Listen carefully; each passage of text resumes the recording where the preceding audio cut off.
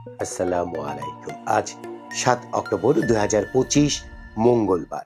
আজকের প্রধান প্রধান খবর নিয়ে উপস্থিত হয়েছি আমি আনোয়ার বাবু। বাংলাদেশে সম্ভাব্য দ্রুততম সময়ে অবাধ, সুষ্ঠু, অন্তর্ভুক্তিমূলক ও অংশগ্রহণমূলক নির্বাচনের প্রতি ভারতের সমর্থন পুনর্ব্যক্ত করেছেন দেশটির পররাষ্ট্র সচিব বিক্রম মিস্রি। তিনি বলেছেন, নির্বাচনে বাংলাদেশের জনগণের রায় নিয়ে যে সরকার ক্ষমতায় আসবে তাদের সঙ্গে কাজ করবে ভারত। সোমবার নয়াদিল্লিতে ভারতের পররাষ্ট্র মন্ত্রণালয়ে ডিপ্লোম্যাটিক করেসপন্ডেন্স অ্যাসোসিয়েশন বাংলাদেশের প্রতিনিধি দলের সঙ্গে মতবিনিময়কালে কথা বলেন বিক্রম মিস্রি। এ সময় ভারতের পররাষ্ট্র মন্ত্রণালয়ের মুখপাত্র রণধীর জয়সওয়াল, যুগ্ম সচিব বাংলাদেশ ও মিয়ানমার বিষয়ক বি শ্যাম DCAB president AKM Moinul Uddin ও সাধারণ সম্পাদক মোহাম্মদ আরিফুজ্জামান মামুন উপস্থিত ছিলেন। ভারত সরকারের আমন্ত্রণে ডিক্যাবের ২৩ সদস্যের প্রতিনিধি দল বর্তমানে দেশটি সফরে রয়েছে। জুলাই সনদ বাস্তবায়নে গণভোট আয়োজনের বিষয়ে রাজনৈতিক দলগুলো একমত হলেও গণভোটের সময় নিয়ে নতুন করে জট তৈরি হয়েছে। জাতীয় নির্বাচনের দিনই নোট অব ডিসেন্ট সহ জুলাই সনদের উপর গণভোট চেয়েছে বিএনপি। অন্যদিকে জামায়াত ও জাতীয় নাগরিক পার্টি NCP জাতীয় নির্বাচনের আগে জুলাই সনদ প্রশ্নে গণভোট চেয়েছে। গণভোটে জুলাই সনদের নোট অব ডিসেন্ট রাখার পক্ষে নয় দল দুটি। গণভোট নিয়ে দলগুলোর এমন ভিন্ন অবস্থানের মধ্যে জুলাই সনদের সংবিধান সম্পর্কিত প্রস্তাবগুলোর বাস্তবায়ন পদ্ধতি ঠিক করতে আজ মঙ্গলবার বিশেষজ্ঞদের সঙ্গে বৈঠকে বসবে জাতীয় ঐকমত্য কমিশন। দলগুলো একমত না হলে বিশেষজ্ঞদের মতামতের ভিত্তিতে সনদ বাস্তবায়নে একাধিক সুপারিশ সরকারকে করবে কমিশন। জুলাই জাতীয় সনদ বাস্তবায়নের পদ্ধতি ঠিক করতে গত রবিবার রাজনৈতিক দলগুলোর সঙ্গে সর্বশেষ বৈঠক করে ঐকমত্য কমিশন। সেখানে গণভোটের মাধ্যমে জুলাই সনদ বাস্তবায়নের বিষয়ে একমত হয় দলগুলো। ত্রয়োদশ জাতীয় সংসদ নির্বাচনের আগে দেশে ফিরছেন বিএনপির ভারপ্রাপ্ত চেয়ারম্যান তারেক রহমান। আগামী নির্বাচনেও অংশ নেবেন তিনি। তবে ভোটে জিতে বিএনপি সরকার গঠন করতে পারলে প্রধানমন্ত্রীর পদে বসবেন কিনা সেই সিদ্ধান্ত জনগণের উপর ছেড়ে দিয়েছেন তারেক রহমান। বিবিসি বাংলার সঙ্গে সাক্ষাৎকারে আগামী নির্বাচনের দলের কৌশল, আওয়ামী লীগের রাজনীতি, তাদের নেতাকর্মীদের বিচার সহ সমসাময়িক বিষয়ে দলের অবস্থান তুলে ধরেছেন তারেক রহমান। গতকাল সোমবার সাক্ষাৎকারের প্রথম অংশ প্রকাশ করেছে বিবিসি বাংলা। আজ মঙ্গলবার দ্বিতীয় পর্ব প্রকাশের কথা রয়েছে। রাজধানীর মগবাজার এলাকায় বিএনপির সাবেক মহাসচিব প্রয়াত খন্দকার দেলোয়ার হোসেনের পরিবারের সদস্যদের অস্ত্রের মুখে জিম্মি করে চাঁদা আদায়ের অভিযোগ পাওয়া গেছে। অভিযুক্ত ব্যক্তিরা নিজেদের স্থানীয় যুবদল নেতাকর্মী বলে পরিচয় দিয়েছেন বলে অভিযোগে বলা হয়েছে। ভুক্তভোগী পরিবারের সদস্যরা দাবি করেন, অভিযুক্ত ব্যক্তিরা ভয়ভীতি দেখিয়ে ১ লাখ টাকা চাঁদা দাবি করেন। পরে ভয়ে তারা মগবাজারের একটি ব্যাংকের বুথ থেকে ৮০,০০০ টাকা তুলে দেন। এছাড়া ২০,০০০ টাকার একটি চেক সই করতে বাধ্য করা হয়।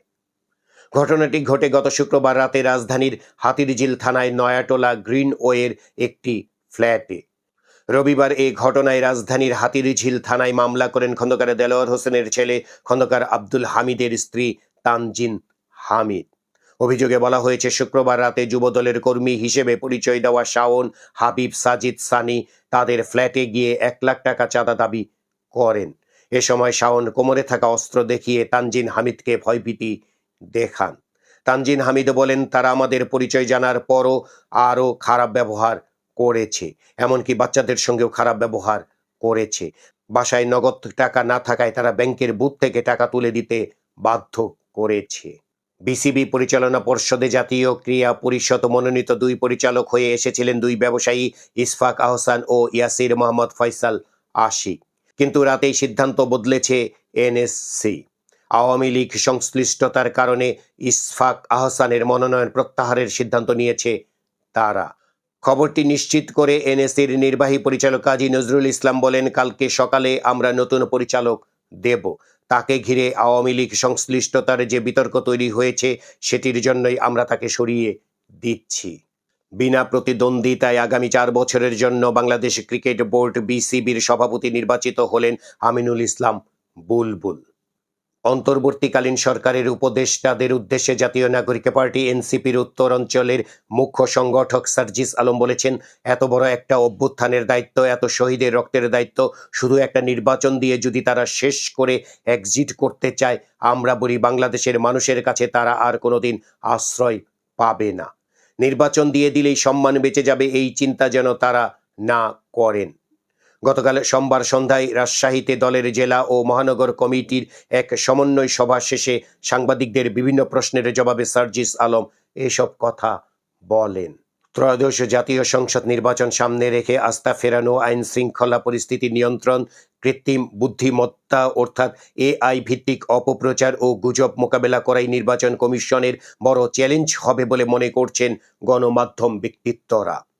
এসব মোকাবিলার পাশাপাশি নির্বাচনে কালো টাকা ও পেশা শক্তির ব্যবহার বন্ধ এবং প্রার্থীদের আচরণ বিধি প্রতিপালনে মেরুদণ্ড শক্ত করে আইনের কঠোর প্রয়োগ করতে বলেছেন তারা। সেই সঙ্গে নির্বাচনের স্বচ্ছতা বজায় রাখতে সঠিক তথ্য মূলধারার গণমাধ্যমকে তাৎক্ষণিকভাবে সরবরাহের পরামর্শ দিয়েছেন। গতকাল সোমবার রাজধানীর আগারগাঁওয়ে নির্বাচন ভবনের সম্মেলন কক্ষে ইলেকট্রনিক ও প্রিন্ট মিডিয়ার সঙ্গে নির্বাচন কমিশনের আয়োজিত সংলাপে গণমাধ্যম ব্যক্তিত্বরা এসব পরামর্শ দেন। সরকারি বেসরকারি মেডিকেল কলেজগুলোর 2025-26 শিক্ষাবর্ষে এমবিবিএস কোর্সে ভর্তি পরীক্ষা আগামী 12 ডিসেম্বর অনুষ্ঠিত হবে। গতকাল স্বাস্থ্য শিক্ষা ও পরিবার কল্যাণ মন্ত্রণালয়ে অনুষ্ঠিত সভায় বিষয়টি চূড়ান্ত করা হয়। জনশৃঙ্খলা ও প্রধান উপদেষ্টার নিরাপত্তার স্বার্থে রাজধানীর কয়েকটি গুরুত্বপূর্ণ এলাকায় সভা সমাবেশ সহ সব ধরনের গণজমায়েত নিষিদ্ধ করে আবারও গণবিজ্ঞপ্তি দিয়েছে ডিএমপি। নিষেধাজ্ঞার আওতায় থাকবে বাংলাদেশ সচিবালয় ও সংলগ্ন এলাকা, প্রধান উপদেষ্টা সরকারি বাসভবন যমুনা এবং এর আশপাশের এলাকাগুলো। বাংলাদেশ ও সৌদি আরবের মধ্যে সাধারণ কর্মী নিয়োগের বিষয়ে একটি চুক্তি স্বাক্ষরিত হয়েছে। গতকাল সোমবার রিয়াদে আয়োজিত এক অনুষ্ঠানে বাংলাদেশের পক্ষে প্রবাসী কল্যাণ ও বৈদেশিক কর্মসংস্থান বিষয়ক উপদেষ্টা আসিফ নজরুল এবং সৌদি আরবের পক্ষে সে দেশের মানব সম্পদ ও সামাজিক উন্নয়ন মন্ত্রী আহমেদ বিন সোলাইমান আল রাজি চুক্তিতে স্বাক্ষর করেন। দুই দেশের মধ্যে এটাই এ বিষয়ে প্রথম কোনো আনুষ্ঠানিক চুক্তি। নিয়োগ বিধি সংশোধন সহ 6 দাবিতে 1 অক্টোবর থেকে সারা দেশে চলমান কর্মবিরতি স্থগিত করেছেন স্বাস্থ্য সহকারীরা। 12 অক্টোবর থেকে সারা দেশে শুরু হতে যাওয়া টাইফয়েডের টিকাদান কর্মসূচির কারণে এই সিদ্ধান্ত নেওয়া হয়। গতকাল সোমবার মহাখালীতে স্বাস্থ্য অধিদপ্তরের মহাপরিচালকের সঙ্গে বাংলাদেশ হেলথ অ্যাসিস্ট্যান্ট অ্যাসোসিয়েশনের প্রতিনিধিদের বৈঠকের পর কর্মবিরতি স্থগিতের ঘোষণা দেওয়া হয়। সুনামগঞ্জের ধর্মপাশা সিনিয়র জুডিশিয়াল ম্যাজিস্ট্রেট আদালত চত্বরে শরীফা আক্তার নামের 26 বছর বয়সী এক নারীকে ছুরিকাঘাতে হত্যার অভিযোগ উঠেছে তার সাবেক স্বামীর বিরুদ্ধে। গতকাল সোমবার সকাল 10টার দিকে এ ঘটনা ঘটে। পরে পালানোর চেষ্টাকালে লোকজন তার সাবেক স্বামী আক্তার হোসেনকে আটক করে পুলিশের হাতে তুলে দেন। আক্তার হোসেনের বয়স 40 বছর। বিএনপির মহাসচিব মির্জা ফখরুল ইসলাম আলমগীরের সঙ্গে সাক্ষাৎ করেছেন সফররত তুরস্কের উপপররাষ্ট্রমন্ত্রী বেরিস একিনোচি। গতকাল সোমবার গুলশানে বিএনপির চেয়ারপারসনের কার্যালয়ে এ সাক্ষাৎ হয়। ব্যাংকিং সেক্টরের খবরে দেখা যাচ্ছে, দেশের বৈদেশিক মুদ্রা বাজার স্থিতিশীল রাখতে এবং রেমিটেন্স ও রপ্তানি আয়ের প্রবাহকে সহায়তা দিতে বাণিজ্যিক ব্যাংকগুলোর উদ্বৃত্ত ডলার ক্রয় করেছে বাংলাদেশ ব্যাংক। গতকাল সোমবার 8টি ব্যাংক থেকে মোট 10 কোটি 40 লাখ মার্কিন ডলার কেনা হয়েছে। ক্রয়টি মাল্টিপল প্রাইস নিলাম পদ্ধতির মাধ্যমে সম্পন্ন হয়েছে, যেখানে প্রতি ডলারের বিনিময় হার ছিল 121.78 থেকে 121.80 টাকা। আন্তর্জাতিক খবর। গাজায় ইসরায়েলি আগ্রাসনের 2 বছর পূর্ণ হচ্ছে আজ। 2023 সালের এই দিনে ইসরায়েলে হামাসের আকস্মিক হামলার জেরে শুরু হয় এই আগ্রাসন। এরপর 67,000-এর বেশি মানুষের প্রাণ গেছে ইসরায়েলি বাহিনীর হামলায়। ধ্বংসস্তূপে পরিণত হয়েছে পুরো উপত্যকা। এদিকে গাজা যুদ্ধের 2 বছর পূর্তির ঠিক আগের দিন গতকাল সোমবার মিশরের শান্তির নগরী খ্যাত শার্ম এল শেইখে শুরু হয়েছে এই যুদ্ধ বন্ধের আলোচনা। এই আলোচনায় যোগ দিয়েছেন হামাস, ইসরায়েল, তুরস্ক, কাতার, মিশর ও যুক্তরাষ্ট্রের প্রতিনিধিরা। আলোচনা শুরুর আগেই মার্কিন প্রেসিডেন্ট ডোনাল্ড ট্রাম্প তাগিদ দিয়েছেন দ্রুত এই আলোচনা এগিয়ে নিতে হবে। বিনোদনের খবর। কণার কণ্ঠে ব্যাপক জনপ্রিয়তা পায় তুফান সিনেমার দুষ্টু কোকিল। তবে প্রথমে গানটি সিনেমার জন্য বানানো হয়নি, নিজের একক গান হিসেবে প্রকাশের জন্য গানটি তৈরি করেছিলেন কণা। একটি নতুন গান তৈরি হলে সাধারণত পরিচিত জনদের শুনিয়ে মতামত নেন শিল্পীরা। সেভাবেই একদিন পরিচালক রায়হান রাফিকে দুষ্টু কোকিল গানটি শুনিয়েছিলেন কণা। তুফান সিনেমায় ব্যবহারের জন্য কণার কাছ থেকে গানটি চেয়ে নেন রাফি। এই ছিল আজকের প্রধান খবর। আমাদের এই খবর নিয়ে আপনাদের যদি কোনো মতামত থাকে তাহলে কমেন্ট বক্সে জানাতে পারেন।